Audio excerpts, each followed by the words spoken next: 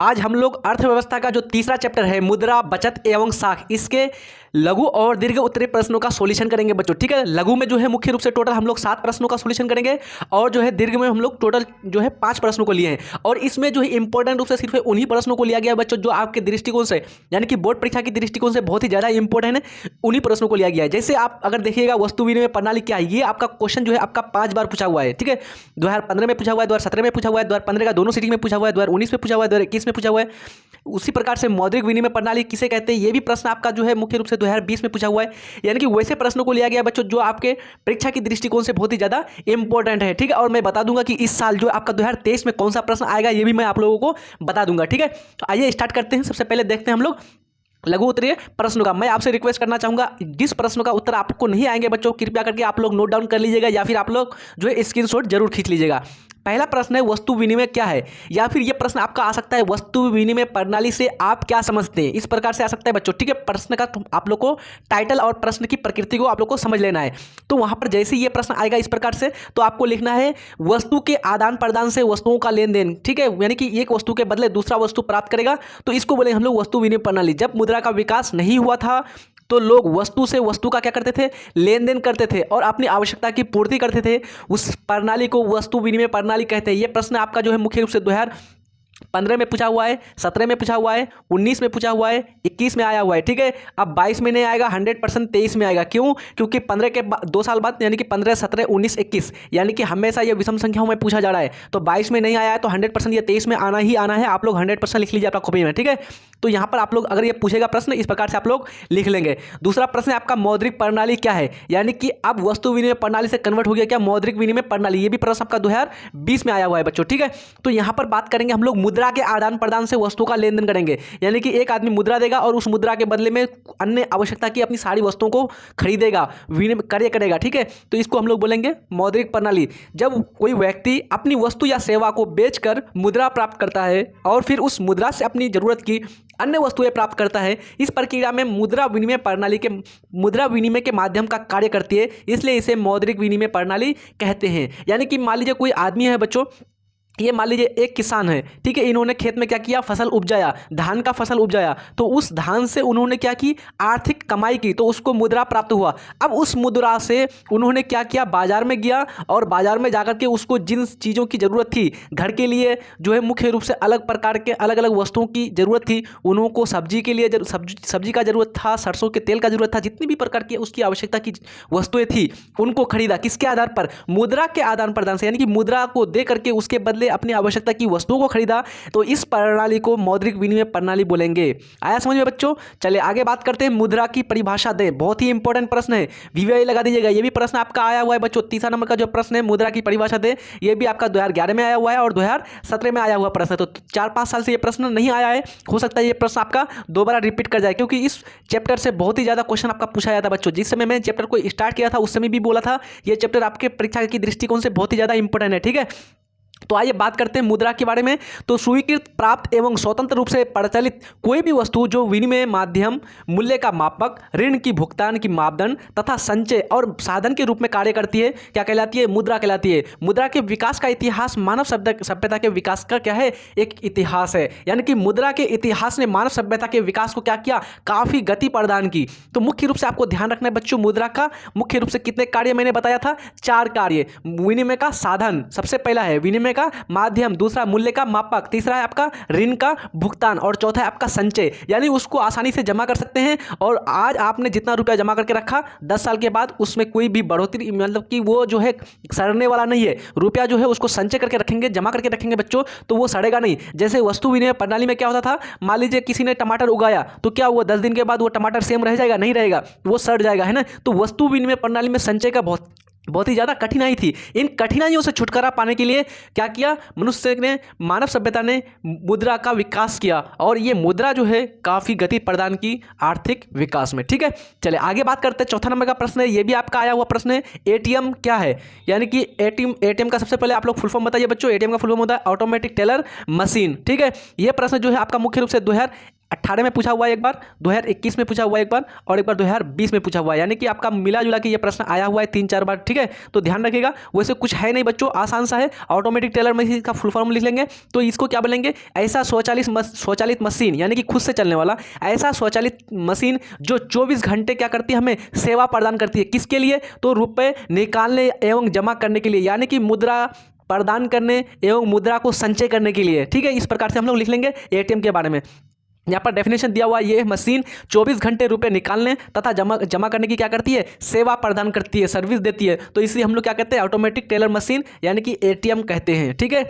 अगला है आपका क्रेडिट कार्ड। क्या है, क्रेडिट मीन्स होता है बच्चों आपका जमा करना। क्रेडिट मीन्स आपका उस मतलब कि कितना जमा कर रहे हैं उसको बोलते हैं हम लोग क्रेडिट, और जिससे हम लोग निकालते हैं उसको बोलते हैं डेबिट। तो क्रेडिट कार्ड के बारे में पूछा जा रहा है, ये भी प्रश्न आपका एक बार आया हुआ है, 2018 में आया हुआ प्रश्न ये, ठीक है।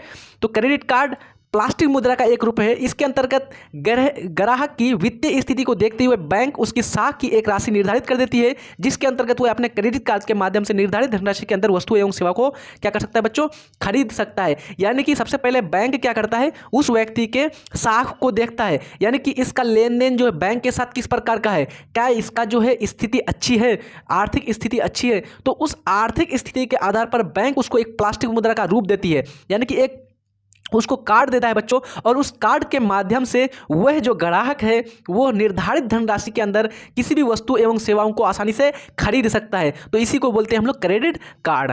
अब बात करते हैं बचत क्या है। तो बचत आप लोग को समझ में आता होगा बच्चों, है ना। बचत किसको बोलेंगे, तो आदमी का जितना इनकम है, जितना आय है, उससे किसको घटा देंगे हम लोग, वेब को घटा देंगे, यानी कि खर्च को घटा देंगे, तो उसको हम लोग बोलेंगे बच्चों बचत। आय और वेब के अंतर को बचत कहते हैं। आय में से किसको घटा देंगे, वेब यानी कि खर्च को। तो एक आदमी का मान लीजिए 10,000 रुपया आय है यानी इनकम है, और उसमें से उसका 7,000 खर्च हो जाता है, तो 10 से 7,000 घटा देंगे, कितना बचा 3,000, तो वो 3,000 उसका क्या कहलाएगा, बचत कहलाएगा। बचत मुख्यतः 2 प्रकार के होते हैं। इसको नहीं लिखना है बच्चों, ये यहाँ पर हम लोग जोड़ दिए हैं वैसे, लेकिन आपको सिर्फ पूछा है बचत के बारे में, इसके प्रकार और इसके बारे में कुछ भी नहीं लिखना है।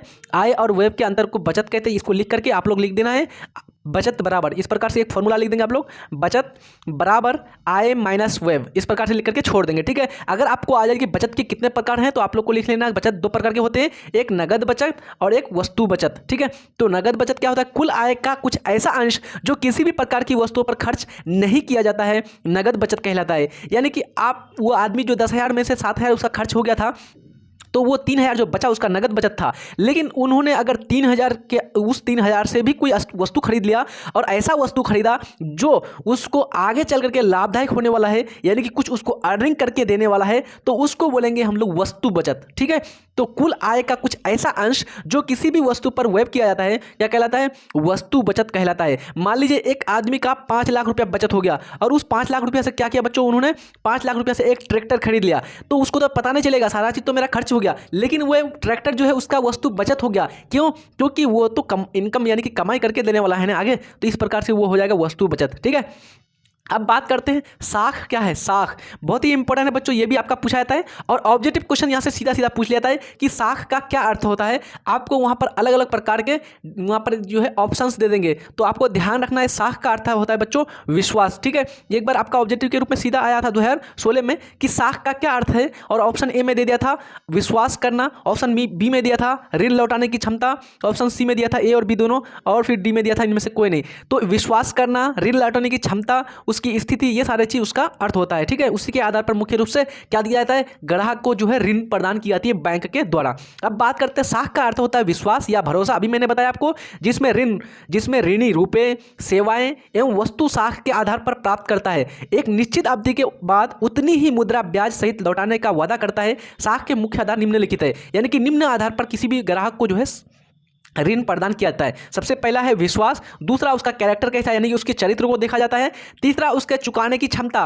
क्या ये आदमी जो है इसको हम जो 5 लाख रुपए ऋण देंगे, क्या ये हमको चुका सकता है। कोई भी बैंक है बच्चों, अब कोई आदमी मांग करके खाता है मान लीजिए, या उसके पास जो है मुख्य रूप से वो ऑटो चालक है या रिक्शा चलाता है। अब उस रिक्शा चालक को एक बैंक 5 लाख रुपया कैसे देगा?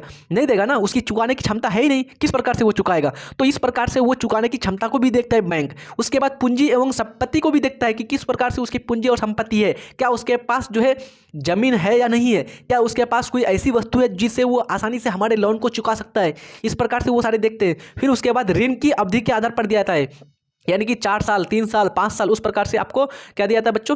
ऋण की अवधि तय करके उसको ऋण दिया जाता है। ठीक है, ये हो गया आपका साख क्या है। ये भी क्वेश्चन आपका 2015 में एक बार आया हुआ प्रश्न है। ठीक है, यानी कि इसमें से कोई भी ऐसा प्रश्न नहीं है बच्चों जो आपका प्रश्न पूछा हुआ नहीं है, और इसमें से कोई भी ऐसा प्रश्न नहीं है जो आपके दिमाग में नहीं रह सकता है। बहुत ही आसान आसान सा प्रश्न है, कितना छोटा छोटा और कितना सिंपल प्रश्न है। वस्तु विनिमय प्रणाली इतना बड़ा, यानी कि 5 से 6 बार पूछा हुआ है। सीधा सीधा वस्तु के आधार पर वस्तु का लेन देन। मुद्रा विनिमय प्रणाली, मुद्रा को देकर के वस्तु और अन्य चीजों को खरीदना मुद्रा प्रणाली कहलाता है। मुद्रा की परिभाषा ये तो आप लोग समझ गए, मुद्रा के कार्य को ही बता देंगे तो वो उसका परिभाषा हो जाता है। मूल्य का मापक, उसके बाद ऋण की भुगतान, मूल्य विनिमय का माध्यम है ना। एटीएम क्या है इसको तो जान लिए हम लोग, 24 घंटा क्या करता है? सेवा प्रदान करता है। किसकी सेवा प्रदान करता है? तो रुपया निकालने और जमा करने की। क्रेडिट कार्ड के बारे में जान लिए, ये बैंकिंग के द्वारा दिया जाता है प्लास्टिक कार्ड, जो हमारे हम क्या कर सकते हैं? एक निर्धारित राशि के अंतर्गत हम क्या करते हैं? उसका वस्तु एवं सेवाओं को खरीद सकते हैं। बचत के बारे में बात किया हम लोगों ने, आय और व्यय के अंतर को ही बचत कहते हैं। साख का भी हम लोगों ने बात कर लिया। ठीक है, तो ये सारा चीज बहुत ही इंपॉर्टेंट प्रश्न है, आप लोग इसको जरूर ध्यान देकर के पढ़िएगा। अब बात करते हैं हम लोग दीर्घ उत्तरीय प्रश्न के बारे में। इससे पहले मैं आपसे रिक्वेस्ट करूंगा बच्चों, प्लीज अगर आप लोग चैनल में नए हैं तो एक बार सब्सक्राइब कर दीजिएगा, अपने दोस्त यार को अच्छी तरह से शेयर भी कर दीजिएगा, क्योंकि मैं आपको बताता हूं बच्चों बार बार कि कौन सा प्रश्न आपका 2023 में आने वाला है और कौन सा प्रश्न जो है आपका इंपॉर्टेंट है और कौन सा प्रश्न आपको ज़्यादा ध्यान देना है किस प्रश्न में। ठीक है, चलिए बात करते हैं वस्तु विनिमय प्रणाली की कठिनाइयों। पहला प्रश्न है आपका, वस्तु विनिमय प्रणाली की कठिनाइयों पर प्रकाश डाले। ये क्वेश्चन इस प्रकार से भी पूछा जाता है बच्चों कि वस्तु विनिमय प्रणाली की कठिनाइयों का वर्णन कीजिए। कभी आ जाएगा वस्तु विनिमय प्रणाली की कठिनाइयों को लिखें, कुछ भी आ सकता है बच्चों, लेकिन कठिनाई जैसे आएगी वस्तु विनिमय प्रणाली का तो आपको एक एक करके सारे कठिनाइयों को लिख देना है। और यह भी प्रश्न आपका दीर्घ उत्तरीय प्रश्न की दृष्टि से बहुत ही इंपॉर्टेंट है और ये हो सकता है कि 2023 में आपका आ जाए, क्योंकि इस चैप्टर का ये बहुत ही हाईलाइटेड दीर्घ उत्तरीय प्रश्न है। और ये प्रश्न जो है आपका 8 साल से नहीं आया है, एक बार 2012 में आया था और एक बार 2014 में आया था, इसलिए आपका ये प्रश्न आने की संभावना बहुत ही ज़्यादा है बच्चों। ठीक है, आइए सबसे पहले इसके कारण को लिखेंगे। तो किस प्रकार से हम लोग उत्तर लिखने की किस प्रकार से शुरू करेंगे? तो सबसे पहले लिखेंगे, कोई भी प्रश्न इस प्रकार का रहेगा बच्चों तो लिखेंगे वस्तु विनिमय प्रणाली की कठिनाइयां क्या है? निम्नलिखित है। ठीक है, अब हम लोग एक एक करके सारे इसके कारण को लिख लेंगे। पहला कारण क्या है? पहला कारण है आपका आवश्यकता के दोहरे संयोग का अभाव। पहला कारण आवश्यकता के दोहरे संयोग का अभाव क्या बच्चों? यानी कि एक आदमी एक सामान को बेचने जा रहा है और एक दूसरा आदमी खरीदने जा रहा है। अब ये बेचने जा रहा है चावल और ये खरीदने जा रहा है आलू। अब दोनों का संयोग ही नहीं हो रहा है, ये बेचना चाहता है चावल और ये खरीदने चाहता है आलू। अब यहाँ पर अगर ये आदमी जो था दूसरा नंबर का आदमी, ये अगर चावल खरीदता और ये चावल बेच रहा था तो आसानी से दोनों एक दूसरे का क्या करते हैं? वस्तु विनिमय की प्रणाली की मतलब कि माध्यम से खरीद लेता और बेच लेता। लेकिन इस प्रकार से यहाँ पर जो है बहुत बड़ी कठिनाई हो रही है, यानी कि वस्तु का जो है दोहरे संयोग हो रहा है, यानी कि संयोग का अभाव हो रहा है, यानी कि मिल ही नहीं रहा है ना। एक की जरूरत दूसरे से मेल खा जाए, ऐसा कभी संयोग ही होता था। ऐसी स्थिति में वस्तु विनिमय प्रणाली में क्या होती थी? कठिनाई होती थी। यह पहला कारण हो गया। दूसरा कठिनाई है मूल्य के सामान्य मापक का अभाव। कोई ऐसा सर्वमान्य मापक नहीं था जिसकी सहायता से सभी प्रकार के वस्तुओं एवं सेवाओं को के मूल्य ठीक ठीक से मापा जा सके। यानी कि कोई ऐसा मापक प्रणाली नहीं थी बच्चों, जैसे अभी हम लोग के पास है ना बाट प्रणाली है, 1 सेर 2 सेर 1 केजी 2 केजी इस प्रकार से बटा हुआ है हम लोग का बाट प्रणाली। लेकिन उस समय ऐसी कोई भी सर्वमान्य मापक था ही नहीं जिसके माध्यम से वो वस्तुओं को माप सके। मान लीजिए कोई एक आदमी बेचने के लिए आया, एक बकरी को बेचने के लिए आया और उस बकरी के बदले में कितना सेर चावल दिया जाए, कितना चावल दिया जाए, ये वो लोग उस समय जो बच्चों इसको मापने में बहुत बड़ी कठिनाइयाँ होती थी। ठीक है, ये दूसरा आपका कठिनाई हो गया। तीसरा कठिनाई था मूल्य के संचय का अभाव। यानी कि मूल्य के संचय का अभाव का मीन्स क्या हो गया बच्चों? वस्तु को जो है ज़्यादा दिनों तक संचय करके रखना, जमा करके रखना बहुत बड़ी कठिनाई होती थी। जैसे मान लीजिए मैं आपको बार बार बताता हूँ, जैसे अगर कोई आदमी टमाटर उपजाया, अब वो टमाटर उपजाया तो वो टमाटर बेचने के लिए गया, मार्केट में नहीं बिका मान लीजिए, तो अगर 4-5 दिन तक रख दिया घर में तो वो टमाटर बच्चे रहेगा क्या? नहीं रहेगा ना। वो जमा करके उसको रखना बहुत असंभव है बच्चों, वो सड़ जाएगा 100%। तो इस प्रकार से वहाँ पर कठिनाई होती थी। तो लोगों द्वारा उत्पादित वस्तुओं की संचय की असुविधा थी। कुछ ऐसे वस्तुओं का उत्पादन करना था जो शीघ्र नष्ट हो जाती थी, यानी कि जल्दी ही समाप्त हो जाती थी। अगला है आपका भविष्य के भुगतान की कठिनाई। एक व्यक्ति दूसरे व्यक्ति से उधार लेने या देने में कठिनाई होती थी। यानी कि बच्चों वस्तु को एक आदमी दूसरे आदमी से कैसे मतलब कि उधार ले या फिर भुगतान कैसे किया जाए, इसकी कठिनाई होती थी। जैसे यहाँ पर एग्जाम्पल में दिया हुआ है, एक व्यक्ति दूसरे व्यक्ति से गाय उधार लेता था, मान लीजिए समय बीतने पर वह लौटा देता है, लेकिन इतने समय उधार लेने वाला व्यक्ति गाय का दूध, गाय का गोबर और फिर अन्य उस प्रकार से उस गाय से सेवा मतलब कि प्रदान यानी कि प्राप्त करता है। इस प्रणाली में उधार देने वाले को घाटा परंतु उधार लेने वाले को फायदा हो जाता था। अब जो जिस आदमी का गाय था और दूसरे को जो वो उधार दिया, जो उधार लेने वाला था उसको क्या हो गया, फायदा हो गया, क्योंकि उसने उस गाय से दूध प्राप्त किया, उस गाय से दूध के माध्यम से उन्होंने मक्खन और अलग अलग प्रकार के सामानें बनानी, उसके बाद उससे गोइठा यानी कि गोबर प्राप्त करके उस पर अलग अलग प्रकार के ईंधन यानी कि बनाए, उसके बाद फिर अगर बैल या फिर अन्य प्रकार की जो है बच्चों सिंचाई के लिए कहीं पर यूज कर लिया। तो इस प्रकार से वो जो है बहुत प्रकार के फायदे वहाँ से प्राप्त करते थे। लेकिन जो उधार देने वाला व्यक्ति था उसको कुछ प्राप्त नहीं होता था, बाद में जाकर के जो उधार लिया था वो जो है उस आदमी को वापस कर देता था बिना किसी सामान दिए। तो यहाँ पर जो है भविष्य के भुगतान की क्या हो जाती थी, कठिनाई हो जाती थी। अगला है आपका मूल्य हस्तांतरण की समस्या। जब कोई व्यक्ति एक स्थान को छोड़कर दूसरे स्थान पर बसना चाहता था तो ऐसी स्थिति में उसे अपनी संपत्ति को छोड़कर जाना पड़ता था, क्योंकि उसे बेचना क्या था बच्चों, कठिन था, बहुत ही ज़्यादा मुश्किल था। मान लीजिए एक घर है, अब उस घर को एक आदमी छोड़ करके बेच करके दूसरा शहर जाना चाहता है।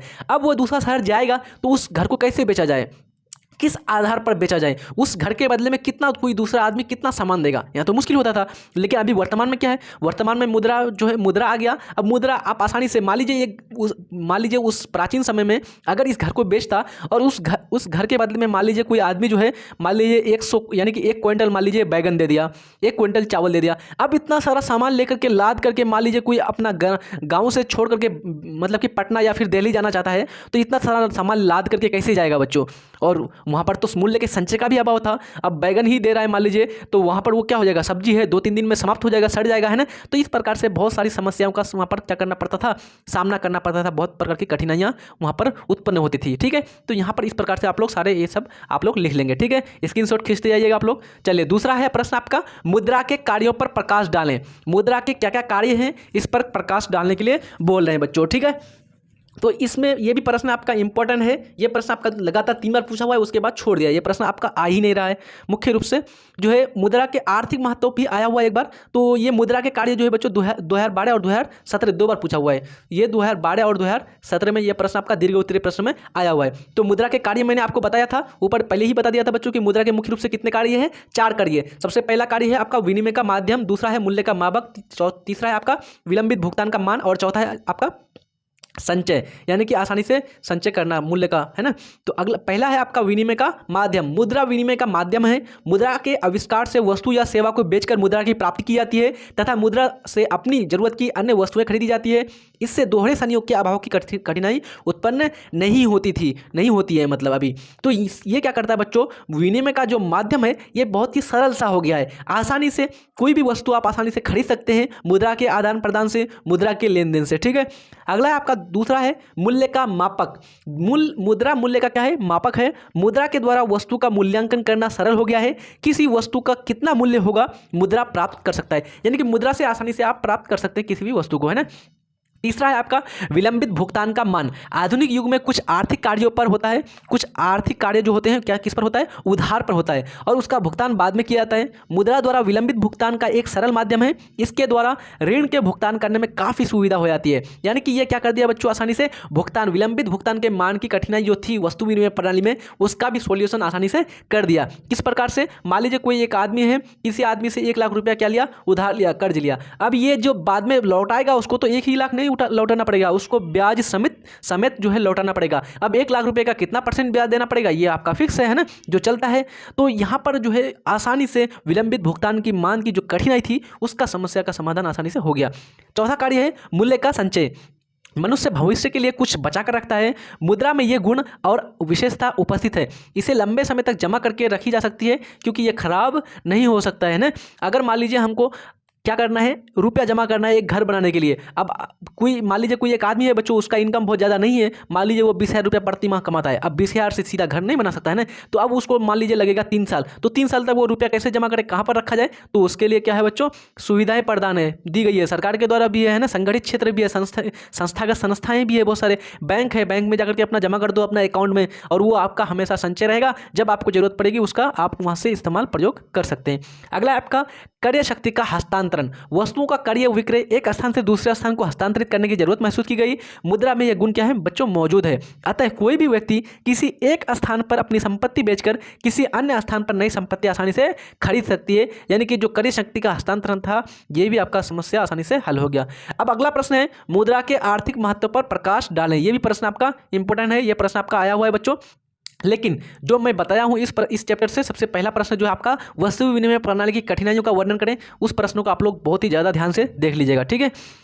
मुद्रा वर्तमान समाज से हटा दिया जाए तो सारी आर्थिक व्यवस्था अस्त व्यस्त हो जाएगी। यदि मुद्रा न हो तो विभिन्न देशों की आर्थिक प्रगति कभी भी संभव न होती, चाहे वो पूंजीवादी अर्थव्यवस्था हो या फिर समाजवादी अर्थव्यवस्था हो या फिर आपका मिश्रितवादी अर्थव्यवस्था हो, सभी में मुद्रा आर्थिक विकास के मार्ग में महत्वपूर्ण भूमिका जो है निभाती है। बच्चों आप लोग से मैं क्वेश्चन पूछना चाहूँगा कि भारत की जो अर्थव्यवस्था है वो किस प्रकार की है, पूंजीवादी, समाजवादी या फिर आपका मिश्रित अर्थव्यवस्था, मिश्रितवादी? जल्दी से बताइए, तो आप लोग जल्दी से कमेंट कीजिए, क्योंकि मैंने पहला चैप्टर में ये आपको पढ़ा दिया है और ये आपका ऑब्जेक्टिव जो 2-3 बार आया हुआ है, ठीक है। जल्दी से बताइए। अगला प्रश्न है, मुद्रा के विकास पर प्रकाश डालें बच्चों। यानी कि क्वेश्चन कर रहा है कि मुद्रा का विकास किस किस प्रकार से हुआ है, इसके विकास पर प्रकाश डालने बोला है। तो बस वैसे ही हमको करना है जैसे मुद्रा का सबसे पहले वस्तु विनिमय प्रणाली आई, फिर वस्तु विनिमय प्रणाली से वस्तु मुद्रा आया, वस्तु मुद्रा के बाद फिर धात्विक मुद्रा आया, फिर धात्विक मुद्रा के बाद सिक्कों का प्रचलन हुआ और सिक्कों के प्रचलन के बाद फिर प्लास्टिक मुद्रा का प्रचलन हुआ, ठीक है। तो आइए देख लेते हैं। मुद्रा के विकास निम्नलिखित है। सबसे पहला वस्तु विनिमय प्रणाली। जब मुद्रा का विकास नहीं हुआ था तो लोग वस्तु से वस्तु का लेन देन करके क्या करती थी, अपनी आवश्यकता की पूर्ति करती थी। तो ये आपका हो गया वस्तु विनिमय। अगला है आपका वस्तु मुद्रा, यानी कि फिक्स कर दिया गया, बाद के समय में क्या कर दिया, वस्तु मुद्रा। प्रारंभिक काल में किसी एक वस्तु को मुद्रा कार्य के लिए क्या कर लिया, चुना जाता था। यानी कि ये आपका फिक्स कर दिया गया था एक वस्तु को कि ये इसको हम लोग मुद्रा के आधार पर मानेंगे, ठीक है। अगला आ गया फिर बाद के समय में धात्विक मुद्रा का प्रचलन होने लगा। वस्तु मुद्रा द्वारा विनिमय करने में बहुत कठिनाइयों का सामना करना पड़ता था, इसलिए धातुओं का प्रयोग मुद्रा के रूप में होने लगा। मुद्रा जो पीतल, तांबा इत्यादि धातुओं से बनी होती थी उसे जो है मुख्य रूप से धात्विक मुद्रा कहते हैं। यानी कि जो आपका अलग अलग प्रकार के धातुओं से बनते थे बच्चों, सोना से भी बनते थे, तांबा से भी बनते थे, पीतल से बनते थे, चांदी से बनते थे, है ना। तो ये सारे क्या होते थे, ये आपका धात्विक मुद्रा कहलाते थे। अगला है आपका सिक्का, यानी कि बाद में क्या होने लगा, फिर सिक्कों का प्रचलन। धातु मुद्रा में भी कुछ कठिनाइयों का मतलब कठिनाइयाँ आने लगी। यानी कि अब उसको किस प्रकार से, धातु है, भारी होगा, वजन होगा, उसमें जो है कोई अशुद्धि मिला देता था कुछ किसी प्रकार की, तो उसको ढो करके एक स्थान से दूसरे स्थान ले जाना भी बहुत कठिनाई हो जाता था। इस कठिनाइयों को दूर करने के लिए सिक्कों का प्रचलन किया गया। इन कठिनाइयों को दूर करने के लिए सिक्कों का प्रयोग किया गया। सोने, चांदी आदि से बना वह वस्तु जो देश की सार्वभौम सरकार की मुहर से चालित होता है उसे क्या कहते हैं, सिक्का कहते हैं। यानी कि उस पर जो है सरकार की क्या हो जाती थी, अपनी मुहर होती थी और उसके आधार पर फिर वो उसको ये मतलब कि ये प्राप्त होता था कि ये जो है मुख्य रूप से सिक्का आपका इस क्षेत्र पर चलने वाला है, ठीक है। फिर बाद के समय में क्या आ गया, अभी वर्तमान में पत्र मुद्रा। सिक्का मुद्रा में भी कुछ कठिनाइयाँ थी। जैसे मान लीजिए किसी के पास जो है 10,000 रुपये है। अब 10,000 रुपये है तो मतलब कि उसके पास एक रुपये वाला सिक्का अगर है तो उसके पास कितना हो गया, 10,000 सिक्का हो गया। अब उस 10,000 के सिक्के को वो अपने पैकेट में जेब में रख करके किस प्रकार से चला जाए, है ना, बहुत ही ज़्यादा वजन होता था। इसलिए इसको फिर इस कठिनाई को दूर करने के लिए क्या किया गया, पत्र मुद्रा का जो है मतलब कि स्टार्ट किया गया, पत्र मुद्रा का आरंभ। सिक्का मुद्रा में भी कुछ कठिनाइयाँ थी। इन्हें एक स्थान से दूसरे स्थान ले जाने में कठिनाई होती थी। इस कारण पत्र मुद्रा का प्रचलन हुआ। देश की सरकार तथा देश की केंद्रीय बैंक के द्वारा जो कागज का नोट प्रचलित किया जाता है उसे पत्र मुद्रा कहते हैं। वर्तमान में विश्व के लगभग सभी देशों में पत्र मुद्रा प्रचलित है। आप लोग कमेंट बॉक्स में कमेंट कीजिएगा बच्चों। तो भारत का जो नोट जारी करता है वो कौन जारी करता है, भारत की वित्तीय संस्थाएं या फिर आपका भारत का रिजर्व बैंक? जल्दी से कमेंट कीजिएगा आप लोग, ठीक है। अगला है साख क्या है, कुछ प्रमुख साख पत्रों पर प्रकाश डालें। साख क्या है ये आपका पूछा हुआ है बच्चों, लेकिन ये दीर्घ उत्तरीय प्रश्न में आपका नहीं आया है कभी, सिर्फ हमको ये प्रश्न आपका लघु उत्तरीय प्रश्न में आया हुआ है, ठीक है। तो साख पत्र क्या है, साख पत्र का मतलब उन साधनों से जिसका उपयोग साख मुद्रा के रूप में किया जाता है। साख पत्र के आधार पर साख या ऋण का आदान प्रदान होता है। वस्तु एवं सेवाओं के क्रय विक्रय में विनिमय माध्यम क्या करती है, कार्य करती है। कुछ साख पत्र इस प्रकार के हैं जैसे चेक, बैंक ड्राफ्ट और प्रतिज्ञा पत्र। यहाँ पर आपको एक दो तीन चार कम से कम लिख देना है बच्चों, क्योंकि दीर्घ उत्तरीय प्रश्न है, ठीक है। तो चेक एक प्रकार का क्या है, लिखित आदेश है जिसमें बैंक में रुपया जमा करने वाला व्यक्ति अपने बैंक को देता है कि उसमें लिखित रकम उसमें लिखित व्यक्ति को दे दी जाए। मान लीजिए कोई एक आदमी है, इसके पास जो है कोई दूसरा आदमी जो है 1 लाख रुपया पाता है। अब ये आदमी क्या किया, उसको एक चेक दिया और इसमें अपना सिग्नेचर कर दिया, कितना रुपया, तो रुपया को भी वहाँ पर ऐड कर दिया 1 लाख रुपये। अब इस आदमी को भेजता है और इसको बैंक में भेज देता है बच्चों। तो वो बैंक उसको अलाउ कर देता है कि जाओ, यानी कि ये आदमी जो है वहाँ बैंक वाले को कहता है कि ये जो है इस व्यक्ति को जो है मेरे अकाउंट से 1 लाख रुपए मतलब कि दे दिया जाए, है ना। तो इस प्रकार से ये हो जाता है आपका चेक। दूसरा है आपका बैंक ड्राफ्ट। बैंक ड्राफ्ट वह पत्र है जिसमें एक बैंक अपनी किसी शाखा या अन्य बैंक को आदेश देती है कि उस पत्र में लिखित रकम उसमें अंकित व्यक्ति को दे दी जाए। इसके द्वारा रुपया एक जगह से दूसरी जगह कम खर्च में आसानी से भेजा जा सकता है। तीसरा आपका प्रतिज्ञा पत्र। इसके अंतर्गत एक निश्चित अवधि के बाद उसमें अंकित रकम ब्याज सहित लौटाने का वादा किया जाता है। तो ये हो गया आपका प्रतिज्ञा पत्र। तो ये सारा चीज़ आपका जो तीसरा चैप्टर था बच्चों, मुद्रा एवं साख, ये सारा चीज़ हम लोगों का समाप्त हो गया। लघु और दीर्घ उत्तरीय प्रश्न हम लोगों ने सॉल्यूशन कर लिया। इससे पहले हम लोगों ने इसका ऑब्जेक्टिव का भी सॉल्यूशन कर लिया था और थ्योरी एक्सप्लेनेशन बहुत गजब तरीके से कंप्लीट कर लिया था। अगर आप लोगों ने इसका ऑब्जेक्टिव्स का सॉल्यूशन नहीं किया है, ऑब्जेक्टिव्स को नहीं देखे हैं, तो कृपया करके आप लोग चैनल के प्लेलिस्ट में जाइए और वहाँ जाकर के आपको आसानी से मिल जाएगा सारा चीज़, ठीक है। तो आप लोग अच्छी तरह से पढ़ते रहिए, लगे रहिए, मेहनत करते रहिए, 100% फल निकलेगा ही निकलेगा। परिणाम पर भरोसा नहीं करना है बच्चों, बस मेहनत पर आपको अपनी भरोसा रखना है, ठीक है। आप मेहनत करते चलेंगे, आप आज बेहतर करेंगे तो कल 100% आपका बेहतर अपने आप हो जाएगा, ठीक है। बस आज पर आपको मेहनत करनी है, कल पर कोई उम्मीद नहीं रखनी है क्योंकि कल का क्या भरोसा, कल आए ना आए मेरे लिए, है ना। तो पढ़ते रहिए अच्छी तरह से। मिलते हैं नेक्स्ट वीडियो में, तब तक के लिए जय हिंद, धन्यवाद।